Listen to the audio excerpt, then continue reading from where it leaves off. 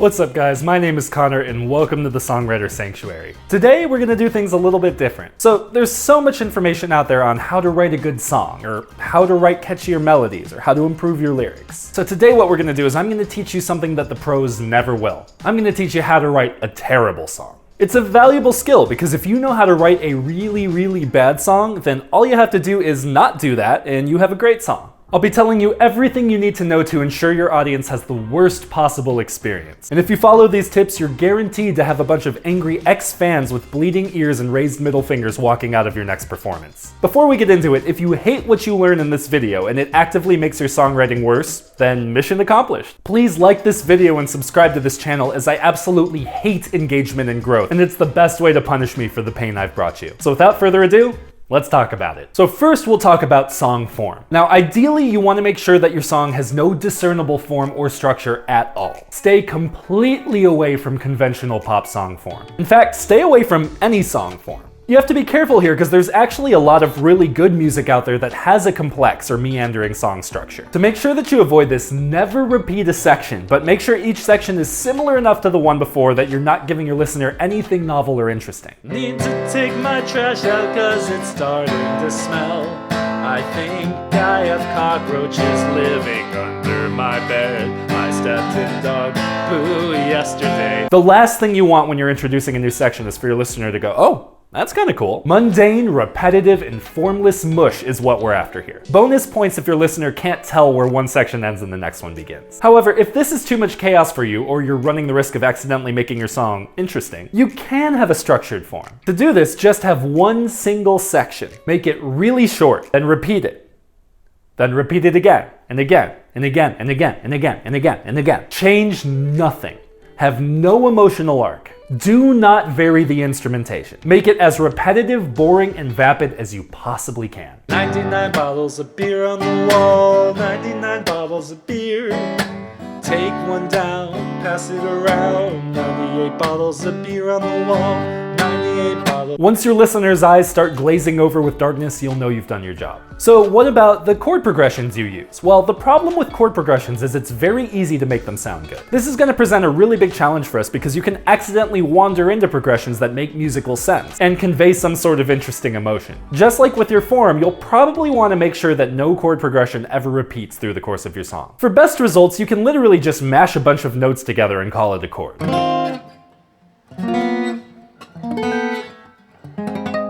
If that's too chaotic for you though, and you'd rather just stick with major and minor triads, then you can, but make sure that you do not, under any circumstances, adhere to one specific key. Your listener should never know what key you're in.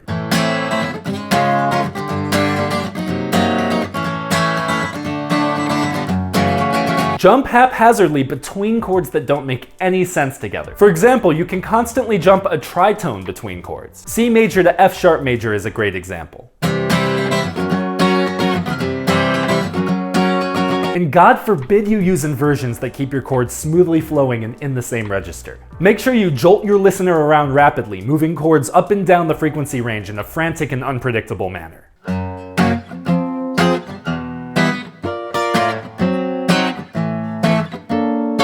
As far as your vocal melody, well, it should follow some of the same principles as your chords. Big jumps, little repetition. Make sure that you don't pause to create natural phrasing or cadence. You want a rapid-fire babble of borderline incoherent syllables, only pausing to breathe when it's absolutely necessary. I know that if I just keep singing nonsense, then there's no chance this could ever be good. It's just the worst. I stubbed my toe on the couch. Now remember, a lot of people forget this, but you can sing off key. You don't have to actually hit notes within the scale. This works best if you're close enough to a pitch to imply a note, but sharp or flat enough for your listener to want to rub their ears with a cheese grater. Wise men say only fools rush in.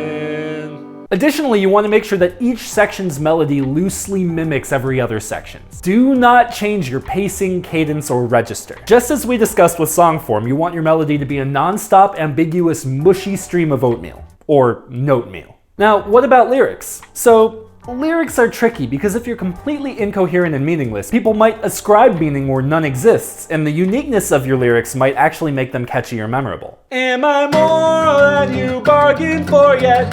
I've been dying to tell you anything you wanna hear. For best results with terrible lyrics, aim to go as cliche, trite, and corny as you possibly can at all times. Some great examples of lyrics that fit the description are things like, "You left and you broke my heart," "I woke up this morning," and "Baby, I love you." Make sure that you never, under any circumstances, use an interesting metaphor or convey your message through sleek storytelling. Always hit the audience over the head with your message. And the more uninteresting and overdone the message, the better. I'd recommend writing love songs, as the market for them is totally oversaturated and it's very easy to just mindlessly churn out things that thousands of people have done before. Some great examples of terrible song topics are, "I love you," "I used to love you," "You don't love me," "I don't love you anymore." There's tons of great options, but honestly what I would do is just pick one and write a song with that message over and over and over and over again. Now, you have to be careful because you could accidentally find an interesting or unique twist on these topics. Make sure your lyrics only express the exact point you're trying to make in your song's subject. I love you, baby.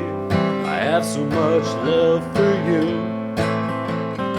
When I see you, baby, I know that I love you true.